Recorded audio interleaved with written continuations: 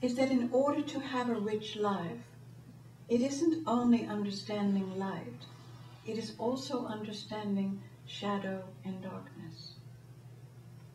Not to encourage it, not to, dwell there, but however to see that in life, that which is still feeling dark is really an aspect of self asking to come alive in the light.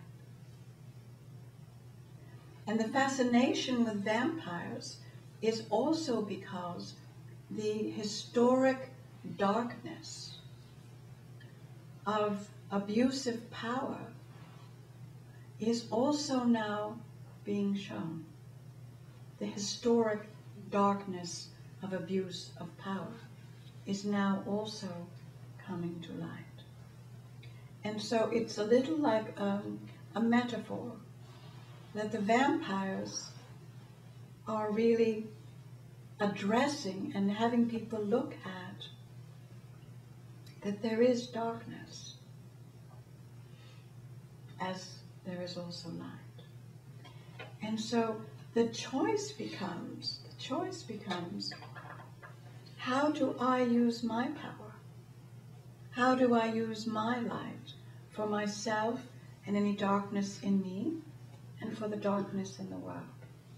And so this next part I'll just mention is that being quiet when you see something wrong will not serve you. Being quiet when you see something wrong will not serve you. Now, I also will say there's a whole host of responses, everything from email to writing letters to whatever. We never suggest confrontation. We are not saying, just jump up and down and yell at people. That has no positive outcome either. But when you look at what's happening, whether it's with government or money or politics or other countries, dictatorships, all of that, how can we change if people don't speak up? And so it is not to say we agree with, the Wall Street picketers and all of that. It isn't about agreeing or disagreeing. It's about understanding that your power and your passion and your instinctive heart are also showing you what is right and wrong in your life and in the world. And so whatever action you feel guided to take is exactly right. Exactly right. Exactly right. Being quiet and saying, oh well, what can I do, will not serve you. Because what's being lit up is all of you. All of you. All of you. And so if you're feeling something, the next step is, what do I want to do with this feeling? What's the most loving thing to do with this feeling? And again, there's a whole host of actions that one can take. Because 2012 will be a year of challenge, change, and chaos. I say that not in any way to scare you, but to show you that when you move from a society in which power is based on control, and you want to move that into a society in which power is based on lifting and helping and bringing light to and loving everything, things have to change. Things have to change.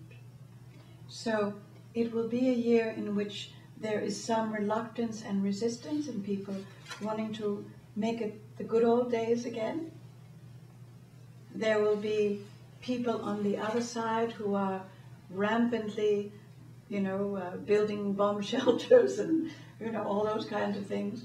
And then there will be all of you taking conscious action in whatever way you feel to do that. Every time Tracy goes out and loves a tree, Gaia smiles. It's an action that other people would say, well, what's a big deal? It's a big deal. It's a big deal because when you appreciate nature, it shifts the value system from, well, let's just dig another oil well. Let's just, who cares how many miles to the gallon your car gets? We'll just, wreck Alaska. Right? Oh, well, what can I do? Oh, well, and there you go. So it's a year in which whatever your conscious action would be, do it. It can be enjoying nature. It can be writing a check to Greenpeace. It can be whatever you feel to do. Because what we're talking about is letting the feeling be ignited by the heart to take the action that feels right to you. New map. All good. Okay. Now, there's one more thing and then we have another who's coming.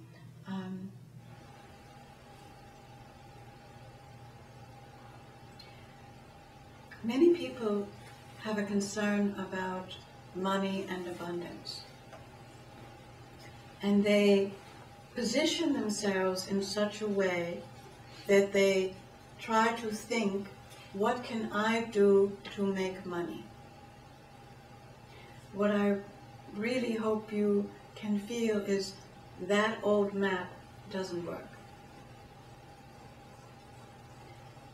So what's important, because money is lovely, we'd like all of you to have all that you'd like. It's not about that. Is to recognize if you don't have as much money as you would like to have, your energetic equation is off. You are either giving too much or you are withholding too much.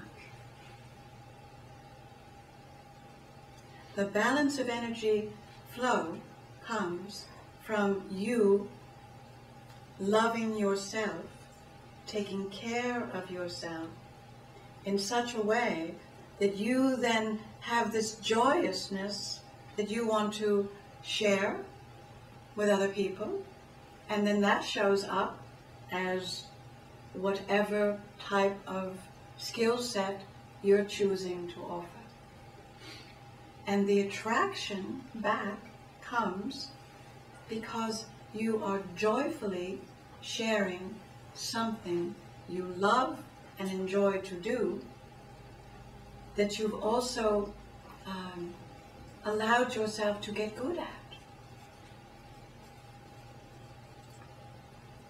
So for some things, perhaps, Verna, you were an instant photographer at age 3, but chances are you studied it in terms of practicing. And even now, I don't know how many pictures you take for each one that you share, but it's a few? Yes.